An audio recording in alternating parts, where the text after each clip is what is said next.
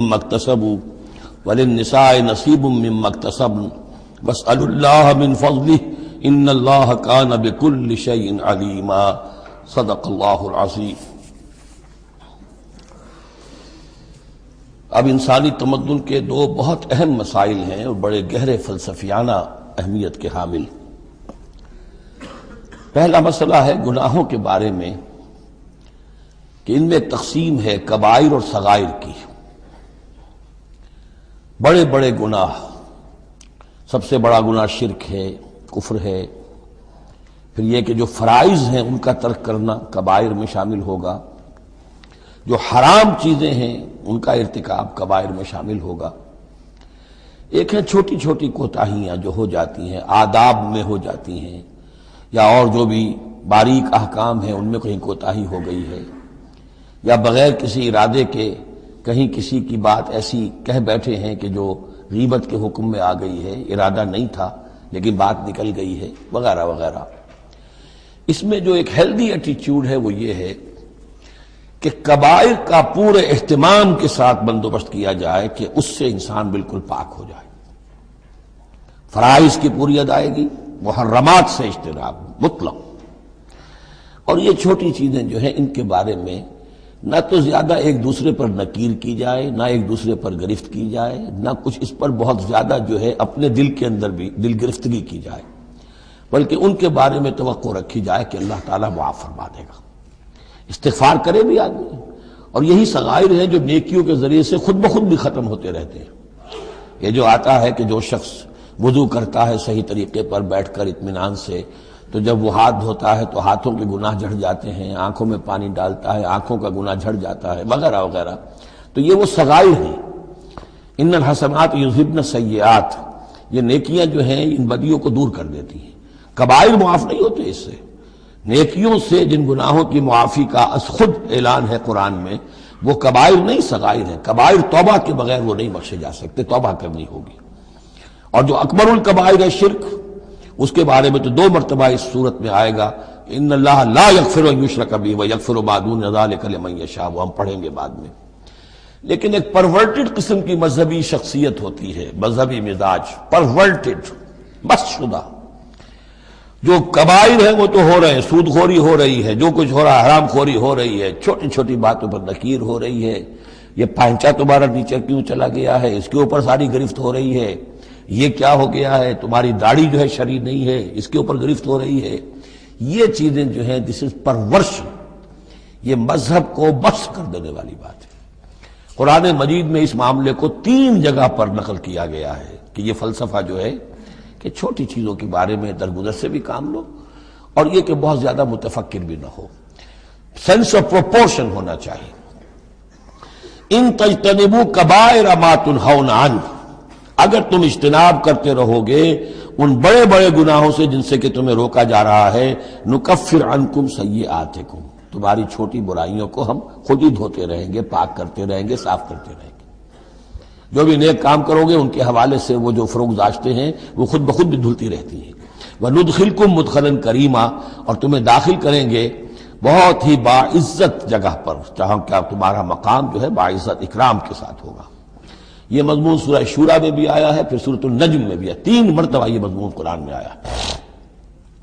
دوسرا مسئلہ جو ہے انسانی معاشرے میں وہ فضیلت کا ہے۔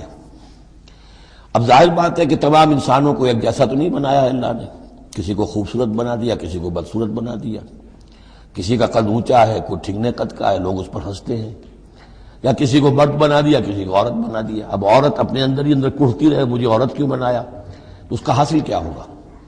یا کوئی بدصورت انسان ہے، ٹھنگنا ہے کسی اور اعتبار سے، دوسرا شخص ہے وہ دیکھتا ہے کہ وہ تو بڑا اچھا ہے، تو اب اس کے اوپر کوڑھنے کی بجائے کیا ہونا چاہیے کہ اللہ تعالیٰ نے مجھے جو کچھ دیا ہے مجھے اس کے اوپر صبر اور شکر کرنا چاہیے، اور جو فضل ہے کسی اور چیز میں بھی ہو سکتا ہے، میں نیکی میں آگے بڑھ جاؤں، میں خیر کے کاموں میں آگے بڑھ جاؤں، میں علم میں آگے بڑھ جاؤں، تو یہ چیزیں جو ہیں انسان دوسری چیزوں سے اپنی ان کی تلافی کر لے، بجائے اس کے کہ ایک نیگیٹو اس کی سائیکالوجی ڈیولپ ہوتی چلی جائے، کوڑنا اور اندر ہی اندر جھڑتے رہنا، جس سے کہ پھر طرح طرح کی جو ذہنی بیماریاں پیدا ہوتی ہیں، انہی کانفلکٹس کی وجہ سے، انہی فرسٹریشنز کی وجہ سے مینٹل بیلنس آدمی لوز کر بیٹھتا ہے۔ تو اس کی بجائے دیکھیے کس قدر عمدہ تعلیم دی جا رہی ہے، وَلَا تَتَمَنَّوْا مَا فَضَّلَ اللَّهُ بِهِ بَعْضَكُمْ عَلَىٰ بَعْضٍ، اور تمنا نہ کیا کرو اس شے کی کہ جس کے ذریعے سے اللہ نے تم میں سے بعض کو بعض پر فضیلت دے دی ہے۔ اب اللہ کی دی ہوئی فضیلت ہے، اس میں آپ تمنا کریں، اور دوسری طرف یہ کہ اس میں حسرت ہو جائے۔ اب اس میں خاص طور پر جو مسئلہ ہے انسانوں میں، جو آج کا سب سے بڑا مسئلہ ہے دنیا میں، جیسا کہ میں نے بتایا ایکسپلائٹ کیا جا رہا ہے، مساوات مرد و زن۔ اب یہ بھی ایک فضیلت ہے، کسی کو اللہ نے مرد بنایا، کسی کو عورت بنایا۔ اب پہلی بات یہ بتائی جا رہی ہے للرجال نصیب مما اکتسبوا، مردوں کے لیے حصہ ہے اس میں سے کہ جو وہ کمائیں گے، وللنساء نصیب مما اکتسبن، اور عورتوں کے لیے حصہ ہے اس میں سے جو وہ کمائیں گی۔ یعنی جہاں تک نیکیوں کا معاملہ ہے، بدیوں کا معاملہ ہے، خیرات کا معاملہ ہے، حسنات کا معاملہ ہے یا سیئات کا معاملہ ہے، اس میں بالکل ایکویلٹی ہے۔ مرد نے نیکی کمائی اس کے لیے، عورت نے نیکی کمائی اس کے لیے، اس میں برابری ہے۔ عورت نیکی میں مرد سے آگے نکل جائے، اتنے مرد ہوں گے کروڑوں کہ جو رش کریں گے حضرت خدیجہ کی کے مقام پر، کہ جو ان کا نمایاں ہوگا قیامت کے دن، یا حضرت عائشہ یا حضرت فاطمہ کا مقام، تو وہ عورتیں تھیں اور مرد ہوں گے بڑے بڑے، لیکن یہ کہ ان کی خاک کو بھی نہیں پہنچ سکیں گے۔ تو یہ ہے کہ اس میں تسلیم کرے آدمی، تسلیم و رضا، کہ جو بھی اللہ نے مجھے بنا دیا اور مجھے دیا ہے، اب مجھے اس میں بہتر سے بہتر کرنا ہے۔ یہ میرا شاکلہ تو اللہ کی طرف سے آ گیا ہے، کل یعمل علی شاکلتہ، اور جو ہم پڑھ چکے سورہ بقرہ میں کہ لا یکلف اللہ نفسا الا وسعہا، وسع جو ہے وہ اللہ نے بنا دی ہے۔ تو اب اس آیت کو بھی غلط کوٹ کیا جاتا ہے کمائی کے لیے، کہ عورتیں بھی کما سکتی ہیں، دیکھیے لکھا ہوا نصیب مما اکتسبن، ان کے لیے حصہ ہے اس کمائی میں سے جو انہوں نے کیا۔ اچھا، کمائی سے مراد یہ سمجھ لیجئے قرآن مجید میں صرف ایک جگہ ایسی ہے سورہ بقرہ میں جو ہم پڑھ چکے ہیں، جہاں کسب کا لفظ آیا ہے معاشی جد و جہد اور معاشی کمائی کے لیے۔ باقی پورے قرآن میں کسب آتا ہے اعمال کے لیے، کسب حسنات، کسب سیئات، بدیاں کمانا، بھلائیاں کمانا، کسب اس کے لیے۔ اور دلیل اس کی یہاں کیا ہے، مما اکتسبنا نصیب۔ اگر تو ایک عورت نے کمائی کی ہے، تنخواہ 10,000 کی ہے، تو 10,000 میں سے 2,000 تو نہیں ملے گا اسے، باقی 8,000 شارٹ میں جائے گا۔ تو نصیب مما اکتسبن نہیں ہے وہ، تو اگر کسی کے واقعی کوئی کام کرتی ہے خاتون، اگر کوئی اس میں حرام پہلو نہیں ہے، پیشہ جو ہے وہ بھی شریفانہ ہے، اس میں جو بھی آداب ہیں پردے کے، سطر کے، حجاب کے، وہ بھی ملحوظ رکھے ہوئے، ٹھیک ہے، تو جو کمائی اس کی پوری اس کی ہوگی، اس کا حصہ تو نہیں ہوگا۔ اعمال میں البتہ آیا ہے کہ اعمال میں جو ہے مختلف اعمال کے مراتب ہوتے ہیں، کتنا خلوص نیت کتنا تھا، آداب کتنے ملحوظ رکھے، یہ ہم سورہ بقرہ میں حج کے ذکر میں بھی پڑھ چکے ہیں کہ ان لوگوں کے لیے بھی نصیب مما کسبوا، جو انہوں نے کمایا ہوگا اس میں سے حصہ ملے گا۔ تو یہاں پر یہ نیکی اور بدیوں کا تذکرہ ہے، یعنی جہاں تک مورل لیول ہے اس میں عورت اور مرد برابر ہیں، ہیومن ڈگنیٹی، ہیومن آنر اس میں برابر ہے، مورل لا برابر ہے۔ لیکن یہ ہے کہ باقی جو معاشرتی ذمہ داریاں ہیں اور ان کے حوالے سے جو تقسیم کار اللہ نے رکھی ہے، اس کے اعتبار سے فرق ہے۔ اب اس فرق کے ساتھ اگر عورت ریکنسائل نہ کرے اور وہ کڑتی رہے اور مرد کے بالکل برابر ہونے کی کوشش کرے، تو فساد کا جو سارا معاملہ جو ہے اس معاشرے کا، وہ فساد کے نظر ہو جائے گا۔ وَاسْأَلُوا اللَّهَ مِنْ فَضْلِهِ، اور اللہ سے اس کا فضل تلاش کرو۔ اے اللہ تو نے مجھے اس معاملے میں کم رکھ دیا ہے، اے اللہ مجھے اس معاملے کے اندر تو مجھے ہمت دے، میں ترقی کروں۔ تو اللہ تعالیٰ بہت سے لوگوں کو کسی اور پہلو سے نمایاں کر دیتا ہے۔ ان اللہ کان بکل شیء علیما، یقیناً اللہ تعالیٰ ہر شے کا علم رکھتا ہے۔ وَلِكُلٍّ جَعَلْنَا مَوَالِيَ مِمَّا تَرَكَ الْوَالِدَانِ وَالْأَقْرَبُونَ، اب آخر میں پھر ایک مرتبہ جو ہے قانون وراثت کی اہمیت کو دیکھیے، اور ہر ایک کے لیے ہم نے مقرر کر دیے ہیں حصے وراثت میں جو بھی چھوڑتے ہیں والدین یا رشتہ دار۔ والذین عقدت ایمانکم، ایک نیا مسئلہ یہ پیدا ہو گیا تھا کہ ایک دوستی ہوتی ہے، بھائی چارہ ہوتا ہے، یا مدینے میں حضور نے مسلمانوں کو بھائی بھائی بنا دیا تھا، ایک انصاری ایک مہاجر بھائی، تو کیا ان کا وراثت میں حصہ ہے؟ نہیں، یہ وراثت میں حصہ منہ بولے بھائیوں کا نہیں ہے، منہ بولے بیٹے کی کوئی حیثیت نہیں شریعت میں، منہ بولے بھائی کا کوئی حصہ نہیں ہے۔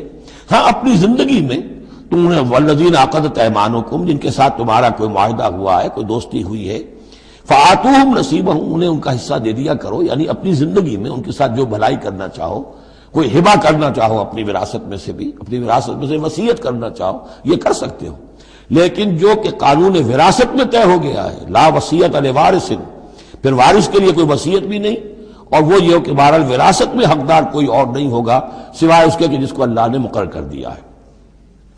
ان اللہ کان علی کل شیء شہیدا، یقیناً اللہ تعالیٰ ہر چیز پر گواہ ہے۔ اب آئی ہے وہ آیت اصل میں کانٹے دار آیت جو ہے، جو عورتوں کے حلق سے بہت مشکل سے اترتی ہے، کانٹا بن کر اٹک جاتی ہے۔ الرجال قوامون علی النساء، یہ تمہید تھی ساری، ایک سورہ بقرہ میں تمہید آ چکی تھی، علیہن لہن مثل الذی علیہن بالمعروف وللرجال علیہن درجہ، یہ کہہ کے بات چھوڑ دی۔ آگے آئے لا تتمنوا ما فضل اللہ بعضهم علی بعض، اور مزید اس کے لیے ذہنی جو ہے تیاری کر دی۔ اب آ رہی ہے وہ چیز جو چبھنے والی چیز ہے۔ الرجال قوامون علی النساء، مرد عورتوں پر حاکم ہے۔ یہ میں ترجمہ زور دے کر رہا ہوں۔ یہ قامہ جو ہے، قامہ جب علا کے ساتھ آئے گا تو کچھ اور معنی ہوں گے، قامہ بے کے ساتھ آئے گا کچھ اور معنی ہوں گے۔ قامہ بے کسی شے کو قائم کرنا، کونوا قوامین بالقسط، اسی سورہ مبارکہ میں یہ آیت آ جائے گی، کونوا قوامین بالقسط، عدل کو قائم کرنے والے بن کر کھڑے ہو جاؤ۔ قامہ علا، کسی کے اوپر سر پر مسلط ہونا، یہ ہے گویا کہ ایک درجہ حاکمیت ہے۔ گھر کے ادارے میں حاکم ہونے کی حیثیت مرد کو حاصل ہے۔ سربراہ خاندان جو ہے وہ مرد ہے، عورت نہیں ہے۔ عورت کو بہرحال اس کے ساتھ ایک وزیر کی حیثیت سے کام کرنا ہے، یہ ہے اس کا اصل رول۔ اسی لیے میں بیان کر چکا ہوں کہ وہ جو نسیان کا معاملہ تھا، اللہ تعالیٰ نے اس کے اندر چونکہ یہ سیکنڈ رول پلے کرنا ہے اسے یقیناً اس کے جذبات کو تو زیادہ ٹھیس پہنچنے کا امکان رہے گا۔ آدمی کو، ہر انسان، مرد بھی چاہتا ہے میری بات چلے، عورت چاہتی ہے میری بات چلے۔ اب آخر کار کس کی بات چلے گی؟ یا تو دونوں کسی طریقے سے کسی مسئلے میں متفق ہو جائیں، اور عورت جو ہے بیوی اپنے شوہر کو دلیل سے، اپیل سے جس طرح قائل کر لے تو معاملہ ٹھیک ہو گیا۔ اب اگر نہیں ہو رہا معاملہ تو اب کس کی رائے چلے گی؟ مرد کی رائے چلے گی۔ تو کس کو اس سے ایک صدمہ پہنچے گا؟ عورت کو پہنچے گا۔ لیکن اس صدمے کا ہی جو ہے انفلوئنس، اس کو کم کرنے کے لیے سیفٹی والو، نسیان کا مادہ اللہ تعالیٰ نے عورت میں زیادہ رکھ دیا۔ اسی لیے پھر اس قانون شہادت کے اندر ایک مرد کی جگہ 2 عورتوں کو وہاں پر اس کا نصاب رکھا گیا۔ الرجال قوامون علی النساء بما فضل اللہ بعضهم علی بعض۔ اب یہ دوسری بات ہے کہ اگر وہ شوہر حاکم ہو کر ظلم کرتا ہے، ان کے حق ادا نہیں کرتا ہے، تو اللہ کے یہاں بڑی سخت پکڑ ہوگی۔ یہ تو دوسری بات ہے بالکل، لیکن یہ کہ جو قانون ہے اسلام کا وہ یہی ہے کہ یہ اختیار دیا گیا۔ اب آپ اس اختیار کا غلط استعمال کر رہے ہیں، آپ اس کو ظلم کا ذریعہ بنا رہے ہیں، تو اس کی سزا اللہ تعالیٰ کے ہاں آپ کو مل جائے گی۔ بما فضل اللہ بعضهم علی بعض، بسبب اس فضیلت کے جو اللہ نے بعض کو بعض پر دی ہے، وبما انفقوا من اموالہم، اور بسبب اس کے کہ جو وہ خرچ کرتے ہیں اپنے مال۔ اب دیکھیے یہ خرچ کرنے کا معاملہ اسلام میں شادی سے شروع ہو گیا۔ شادی مرد کی بھی ضرورت ہے، عورت کی بھی ضرورت ہے، لیکن مرد مہر دیتا ہے، عورت مہر وصول کرتی ہے۔ تو جو خرچ کرنے والا ہے اب اس کی ایک حیثیت دوسری ہو گئی۔ پھر گھر میں اس کا نان نفقہ پورا جو ہے، اس کا خرچہ، اس کی ذمہ داری، اس کو سپورٹ کرنا شوہر کے اوپر ہے۔ تو اب وہ مال خرچ کر رہے ہیں۔ بما انفقوا من اموالہم، فالصالحات، تو نیک بیویاں کون ہیں؟ جو کہ ایک یوں سمجھیے قرآن کے نزدیک ایک عورت کا جو اچھا کردار ہونا چاہیے، ایک خاتون خانہ کی جو بہترین روش ہونی چاہیے، وہ یہاں 3 الفاظ میں آئی ہے۔ فالصالحات، نیک بیویاں قانتات، ایک تو فرما بردار ہوتی ہیں، شوہروں کی فرما بردار۔ حافظات للغیب، غیب میں حفاظت کرنے والیاں، یعنی ظاہر بات ہے کہ مال ہے کسی کا تو گھر میں ہے، وہ تو کام پہ چلا گیا ہے، اب وہ کس کی حفاظت میں ہے؟ بیوی کی حفاظت میں ہے۔ اسی طرح اب بیوی کی جو عصمت ہے وہ در حقیقت مرد کی عزت ہے، اب وہ اس کی عزت کی حفاظت کرے اس کی غیر موجودگی میں۔ اسی طرح مرد کے راز ہوتے ہیں، سب سے زیادہ بڑھ کر جو ہے رازدان وہ تو بیوی ہوتی ہے۔ تو 3 اعتبارات سے حافظات للغیب، حافظات للغیب، غیب میں حفاظت کرنے والیاں، حفاظت کرنے والیاں شوہر کے مال کی، شوہر کے رازوں کی، اور شوہر کی عزت کی۔ بما حفظ اللہ، اللہ کی حفاظت سے، حفاظت ہے تو اللہ کی، لیکن جیسے رازق اللہ ہے لیکن کام تو انسان کو کرنا پڑتا ہے، رزق کمانا پڑتا ہے۔ واللاتی تخافون نشوزہن، اور وہ خواتین کے جن کے بارے میں تمہیں اندیشہ ہو جائے ان کے اندر سرکشی کا، ضد ہے، ہٹ دھرمی ہے، بات نہیں مان رہی ہیں، اپنی بات منوانی ہے، کسی نہ کسی طریقے سے گھر کی فضا خراب کی ہوئی ہے، یہ ہے نشوز۔ ذہناً تسلیم نہ کرنا کہ میری حیثیت جو ہے وہ بہرحال شوہر کے تابع دار کی ہے، اس کو اگر تسلیم نہیں کریں گے تو ظاہر بات ہے فرکشن ہوگی، اور فرکشن جو ہے اس کے نتیجے کے اندر وہ گھر کے اندر جو ہے وہ ایک فساد پیدا ہوگا۔ واللاتی تخافون نشوزہن فعظوہن، تو ان کو پہلے تو نصیحت کرو، واہجروہن فی المضاجع، دوسرے تنبیہ کے طور پر ان سے تعلق اپنے بستر علیحدہ کر لو، اور ان کے ساتھ وہ تعلق زن و شو جو ہے کچھ عرصے کے لیے بند کر دو۔ وَاضْرِبُوهُنَّ، اس پر بھی ٹھیک نہ ہو تو انہیں مارنے کی بھی اجازت ہے۔ اس میں حضور نے جو روکا ہے وہ یہ ہے کہ چہرے پر نہ مارا جائے، اور کوئی ایسی مار نہ ہو جس کا مستقل نشان جسم پر پڑے۔ اب یہ چیزیں اللہ کا کلام ہے، اس کے اندر جو ہے کوئی ہمارے لیے کوئی جھجک نہیں ہے، معاشرتی زندگی کو ٹھیک رکھنے کے لیے اس کی ضرورت پیش آئے تو وہ بھی کرنی ہوتی ہے۔ فَإِنْ أَطَعْنَكُمْ، پھر اگر وہ تمہاری اطاعت کریں، فَلَا تَبْغُوا عَلَيْهِنَّ سَبِيلًا، تو اب ان پر خام خواہ کی زیادتی کرنا، پچھلے غصے نکالنا، بار بار جو ہے وہ اپنے غصے کا اظہار کرنا، یہ بھی ٹھیک نہیں ہے۔ ان اللہ کان علیٰ کبیرا، یقیناً اللہ تعالیٰ بہت بلند ہے، بہت بڑا ہے۔ وَإِنْ خِفْتُمْ شِقَاقَ بَيْنِهِمَا، اور اگر تمہیں یہ اندیشہ ہو گیا ہو کہ ان میں تو اب زدم زدہ ہو گئی ہے اور یہ اب ساتھ اب چلنا ان کا مشکل ہے، شوہر میں بیوی میں مزاجوں کا اختلاف ہے، اور اس کی وجہ سے کوئی زدم زدہ، عورت بھی اکڑ گئی ہے، مرد بھی اکڑا ہوا ہے، تو اب ٹھیک ہے کیا کریں ہم؟ تو اس میں ایک کوشش کرنے کا حکم دیا پہلے، فَبَعْثُوا حَكَمًا مِّنْ أَهْلِهِ وَحَكَمًا مِّنْ أَهْلِهَا، تو ایک حکم مقرر کرو ثالث، لڑکے والوں میں سے، شوہر والوں میں سے، شوہر کے خاندان میں سے، اور ایک حکم جو ہے اس عورت یا لڑکی کے خاندان والوں میں سے۔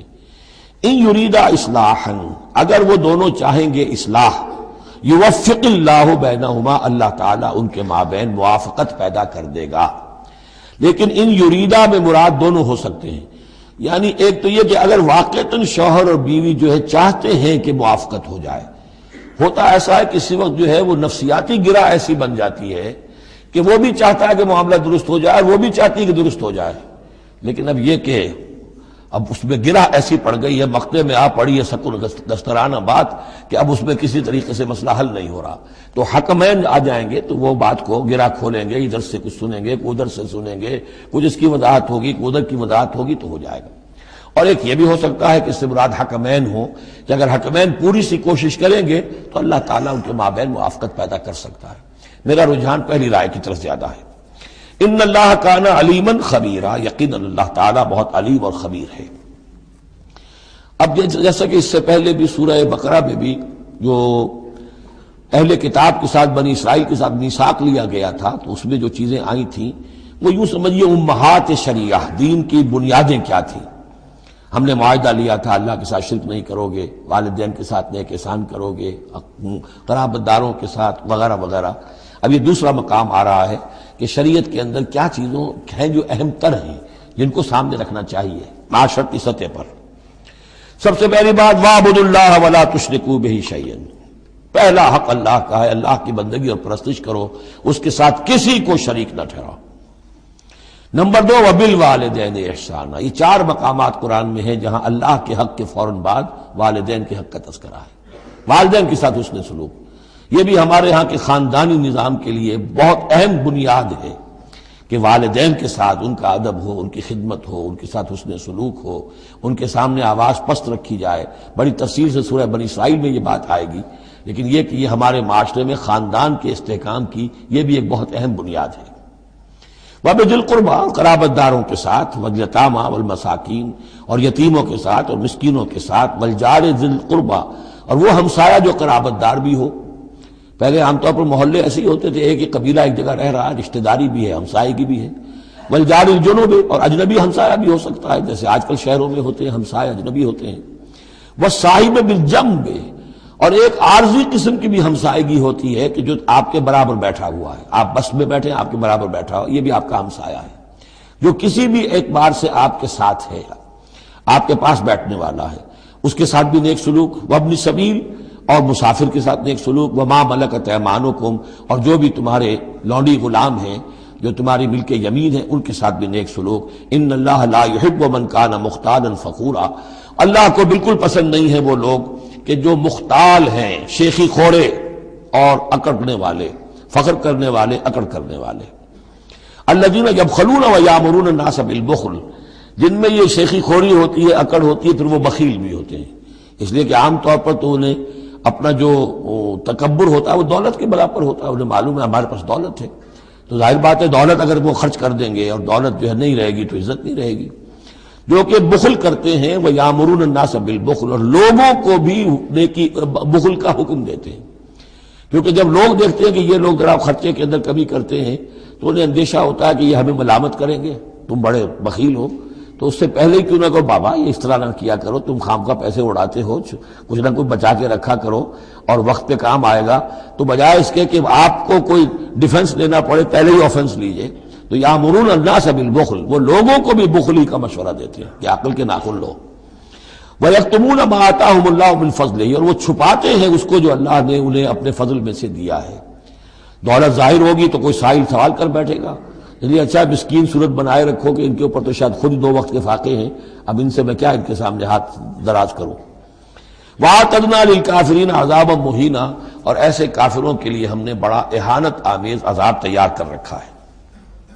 وَالَّذِينَ يُنْفِقُونَ أَمْوَالَهُمْ رِئَاءَ النَّاسِ، اور اس سے بھی آگے بڑھ کر وہ لوگ ہیں برائی کے اندر، شناعت کے اندر، کہ جو خرچ کرتے ہیں مال لوگوں کو دکھاوے کے لیے۔ وَلَا يُؤْمِنُونَ بِاللَّهِ وَلَا بِالْيَوْمِ الْآخِرِ، اور وہ حقیقت میں ایمان نہیں رکھتے نہ اللہ پر نہ یوم آخر پر۔ وَمَن يَكُنِ الشَّيْطَانُ لَهُ قَرِينًا فَسَاءَ قَرِينًا، تو ایسے لوگ گویا کہ شیطان کے ساتھی ہیں، تو جن کا ساتھی شیطان ہو گیا ہو تو وہ تو بہت ہی برا ساتھی ہے۔ وَمَاذَا عَلَيْهِمْ، کیا ہو جاتا ان پر، کیا قیامت ٹوٹ پڑتی ان پر، لَوْ آمَنُوا بِاللَّهِ وَالْيَوْمِ الْآخِرِ، اگر وہ ایمان ہی لے آتے سچے دل سے، صدق دل سے اللہ پر اور یوم آخر پر۔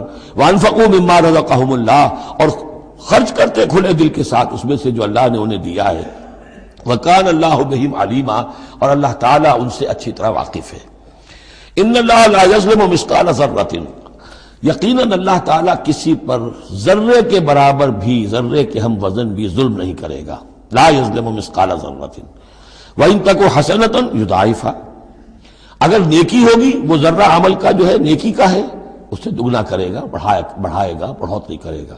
وَيُؤْتِ مِن لَّدُنْهُ، نہ صرف اس کو بڑھا کر دے گا واپس بلکہ اور اپنے پاس سے يُؤْتِ مِن لَّدُنْهُ أَجْرًا عَظِيمًا، خاص اپنے خزانے فضل سے مزید بہت بڑا اجر دے گا۔ اب یہ آیت جو آ رہی ہے آیت نمبر 41 سے سورہ مبارکہ کی، یہ بڑی اہم ہے، یہ وہ شہادت علی الناس سے متعلق ہے جو سورہ بقرہ میں جو مضمون آیا تھا کہ اے مسلمانوں تمہیں اب شہداء علی الناس بنایا گیا، جیسے کہ نبی تم پر شہید تھے یا نبی نے تم پر شہادت دی ہے۔ نبی قیامت کے دن کھڑے ہو کر کہیں گے اے اللہ میرے پاس جو دین آیا تھا میں نے انہیں پہنچا دیا تھا، اب یہ ذمہ دار ہیں، they are responsible for their attitude and conduct.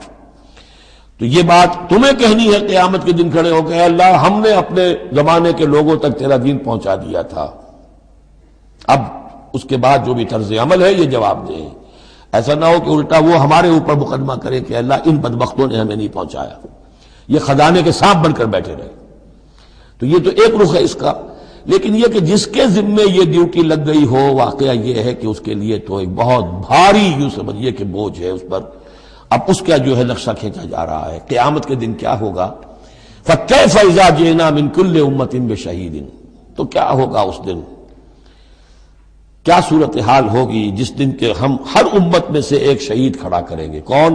ان کا نبی اور رسول جس نے ان کو دعوت پہنچا دی۔ وَجِئْنَا بِكَ عَلَىٰ هَٰؤُلَاءِ شَهِيدًا، اور اے نبی آپ کو ہم لائیں گے ان پر گواہ بنا کر، یعنی آپ کو کھڑے ہو کر کہنا ہوگا، جس کو کہ ہمارے تصور میں کہتے ہیں، ہمارے اصطلاح میں پروزیکیوشن وٹنس۔ عدالت خداوندی کا پروزیکیوشن وٹنس کون ہے؟ نمبر 1 پروزیکیوٹر کون ہے؟ نبی۔ اے اللہ تیرا پیغام جو پہنچا تھا میں نے پہنچا دیا تھا، now they are accountable responsible. تو اس کے کیا معنی ہوئے؟ اپنی ہی قوم کے خلاف گواہی آ گئی نا۔ اللہ کا لفظ یہاں بھی نوٹ کر لیجیے، اللہ ہؤلاء شہیدا، اللہ ہمیشہ مخالفت کے لیے آتا ہے۔ ہم توقع میں ہیں کہ ہمیں تو شفاعت ملے گی میٹھی میٹھی، یہاں کڑوا معاملہ ہے، اے اللہ یہ بدبخت ہے جنہیں میں دین دے کر گیا تھا، ان کا کام تھا دین پھیلانا، انہوں نے خود دین کو چھوڑ دیا۔ تو نبی شفاعت کریں گے یا نبی مقدمہ قائم کریں گے؟ وقال الرسول یا رب ان قوم اتخذوا هذا القرآن مہجورا، اور کہیں گے رسول کہ اللہ میری اس قوم نے قرآن کو ترک کر دیا تھا۔ اس آیت کے بارے میں ایک واقعہ بھی ہے کہ ایک مرتبہ حضور صلی اللہ علیہ وسلم نے حضرت عبداللہ ابن مسعود سے کہا کہ مجھے قرآن سناؤ۔ انہوں نے عرض کیا حضور آپ کو سناؤں، آپ پر تو نازل ہوا ہے۔ فرمایا ہاں لیکن مجھے کسی دوسرے سے سن کر کچھ اور حظ حاصل ہوتا ہے، لطف آتا ہے۔ سورہ نساء انہوں نے پڑھنی شروع کی، شروع سے لے کے پڑھتے جا رہے ہیں۔ ظاہر بات ہے کہ حضور بھی سن رہے ہیں، باقی اور صحابہ بھی ہوں گے، اور حضرت عبداللہ ابن مسعود کی گردن نیچی ہے، پڑھ رہے ہیں۔ جب اس آیت پر پہنچے فَكَيْفَ إِذَا جِئْنَا مِن كُلِّ أُمَّةٍ بِشَهِيدٍ وَجِئْنَا بِكَ عَلَىٰ هَٰؤُلَاءِ شَهِيدًا، تو حضور نے فرمایا حسبک حسبک، بس کرو بس کرو۔ اور عبداللہ ابن مسعود نے سر اٹھا کر دیکھا تو حضور کی آنکھوں سے آنسوؤں کی لڑیاں چل رہی تھیں۔ اپنی قوم کے خلاف مجھے گواہی دینی ہوگی، وَجِئْنَا بِكَ عَلَىٰ هَٰؤُلَاءِ شَهِيدًا۔ يَوْمَئِذٍ يَوَدُّ الَّذِينَ كَفَرُوا، اس دن یہ چاہیں گے کافر، وَعَصَوُا الرَّسُولَ، جنہوں نے کفر کیا تھا اور رسول کی نافرمانی کی تھی، لَوْ تُسَوَّىٰ بِهِمُ الْأَرْضُ، کسی طرح زمین پھٹ جائے، شق ہو جائے، ہم اس میں دفن ہو جائیں اور ہمیں نسیہ منسیہ کر دیا جائے۔ وَلَا يَكْتُمُونَ اللَّهَ حَدِيثًا، اللہ سے وہ کوئی بات چھپا نہیں سکیں گے۔ یا ایھا الذین آمنوا لا تقربوا الصلاۃ وانتم سکارى، اہل ایمان نماز کے قریب نہ جاؤ اس حال میں کہ تم نشے کی حالت میں ہو۔ اب یہ وہ سورہ بقرہ میں جو آیا تھا یسألونک عن الخمر والمیسر، اس کا اگلا قدم آ گیا کہ اس کے اندر جو خباثت ہے، شناعت ہے، جو برائی کا پہلو ہے، اس کو ایک مرتبہ اور اجاگر کیا۔ یا ایھا الذین آمنوا لا تقربوا الصلاۃ وانتم سکارى حتی تعلموا، جب تک کہ نشہ اتر نہ جائے اور تمہیں معلوم ہو کہ تم کیا کہہ رہے ہو۔ اس واقعات بھی بیان ہوتے ہیں کہ ایسا ہوا کہ نشے میں نماز پڑھائی کسی نے، اس لیے کہ شراب ابھی حرام مطلق تو ہوئی نہیں تھی، تو اس میں قل یا ایھا الکافرون لا اعبد ما تعبدون، اس کی بجائے اعبد ما تعبدون، میں بھی بندگی کرتا ہوں اسی کی جس کی تم کرتے ہو، تو وہ تو کفر ہو گیا۔ تو اس پر خاص طور پر یہ آیت نازل ہوئی حتی تعلموا ما تقولون، جب تک کہ تم سمجھ نہ رہے ہو شعور کے ساتھ کہ تم کیا کہہ رہے ہو۔ اب اس میں ایک اشارہ ادھر بھی ہو گیا، بے سمجھے نماز پڑھنا بھی ایسا ہی ہوا پھر، یعنی یہ کہ جو روکا جا رہا، ایک تو مدہوشی کی وجہ سے سمجھ میں نہیں آ رہا اور غلط سند پڑھ رہے ہیں، اور ایک سمجھتے ہی نہیں۔ قرآن کہہ رہا ہے حتی تعلموا ما تقولون، تمہیں معلوم ہونا چاہیے کیا کہہ رہے ہو تم۔ اب جنہیں قرآن مجید کے معنی نہیں آتے، نماز کے معنی نہیں آتے، انہیں کیا پتہ ہے کیا کہہ رہے ہیں۔ وَلَا جُنُبًا إِلَّا عَابِرِي سَبِيلٍ حَتَّىٰ تَغْتَسِلُوا، اسی طریقے اگر تم حالت جنابت میں ہو، اگر اپنی بیویوں سے تم نے وہ تعلق قائم کیا ہو، مباشرت کی ہو، یا یہ کہ اور کسی اور طرح کی اسی وہ احتلام وغیرہ کی شکل ہو گئی ہو، تب بھی تم نماز کے قریب نہ جاؤ حتیٰ تغتسلوا، جب تک کہ غسل نہ کر لو۔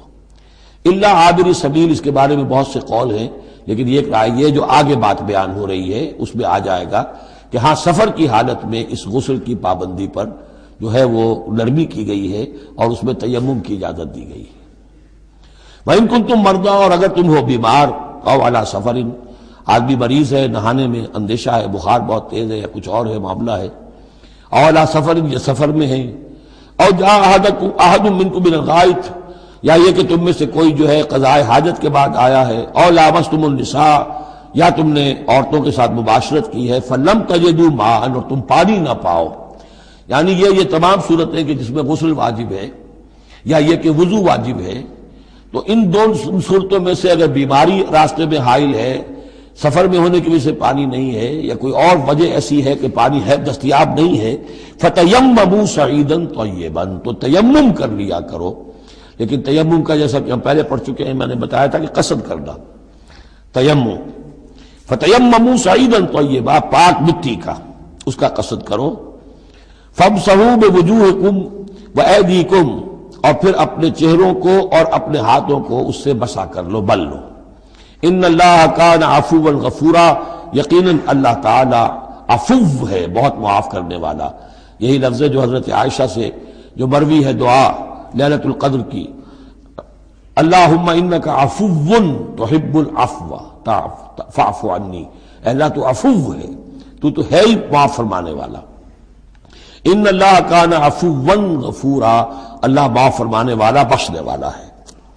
اب یہاں تک تو یہ سلسلہ آپ نے دیکھ لیا، 43 آیات ہیں کہ جن میں وہی انداز ہے سورہ بقرہ